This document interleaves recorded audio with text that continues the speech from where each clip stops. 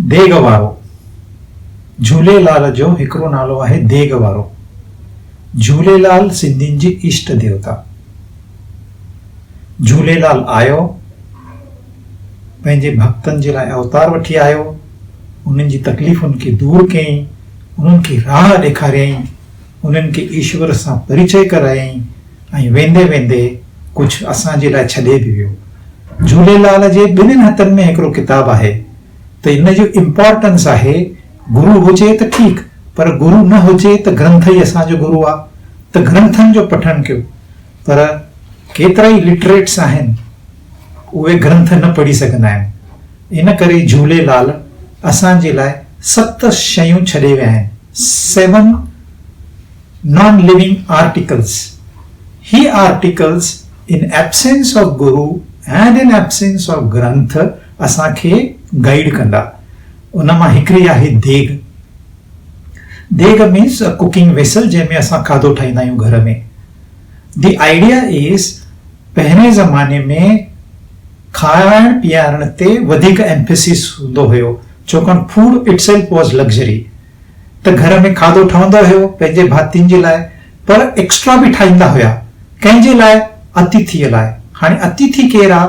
त जंहिंजी काई तिथि न आहे, दैट मीन्स अनइनवाइटेड गेस्ट, जंहिंजी काई अपॉइंटमेंट न आहे। He comes, he is fed, he eats, he doesn't comment, he doesn't say thank U, खाली ब्लेस करे हली वेंदो। त सिस्टम ईअं हुई, ठाहिण वारा ठाहींदा हुया, खाइण वारा खाईंदा हुया ऐं परफेक्ट बैलेंस मेंटेन थींदो हुयो। हाणे इहा देग सिंधियुनि जी लाइफ में ॾाढो इम्पोर्टेंट रोल अदा कयो आहे। सिंधियुनि जी पहचान 2 ॻाल्हियुनि सां आहे। हिकु त दे आर चैरिटेबल, उहे ॾींदा आहिनि, दान कंदा आहिनि, दानी आहिनि। ऐं ॿियो त उहे शांत आहिनि। When you give you are blessed with peace. इहो मैसेज असांखे देग ॾिनो आहे, इहो संस्कार असां ते देग कयो आहे, जंहिंजो फ़ाइदो अॼु ॾींहं ताईं सिंधियुनि खे थियो आहे। पर हाणे थोरो टाइम चेंज थो थींदो वञे, सिंधी घटि चैरिटेबल थी विया आहिनि ऐं सुखी बि कोन्हनि। त इन करे असांखे हिन देग खे वरी एस्टेब्लिश करिणो आहे। असां वरी देग जो दर्शन कयूं ऐं पंहिंजो पाण खां पुछूं, भई असां सही राह ते वञूं था की न।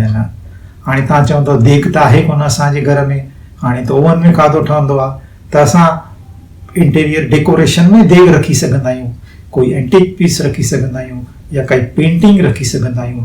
जीअं असां घर में अचूं त देग असां खां पुछे, तव्हां अॼु छा ॾिनो? ॾियण माना खाली पैसो पदार्थ न, कंहिंखे तव्हां मुस्कान ॾेई सघंदव, कंहिंखे प्यार ॾेई सघंदव, कंहिंखे भावना ॾेई सघंदव, कंहिंखे ज्ञान ॾेई सघंदव। झूलेलाल आयो, खाली ॾिनई, ज्ञान ॾिनई, भक्ति ॾिनई, सेवा ॾिनई ऐं सभु देग भरे। इन करे झूलेलाल खे देग वारो बि चवंदा आहिनि। त असां इहे वैल्यू वरी एस्टेब्लिश कयूं। तव्हांखे आसीस। धन्यवाद।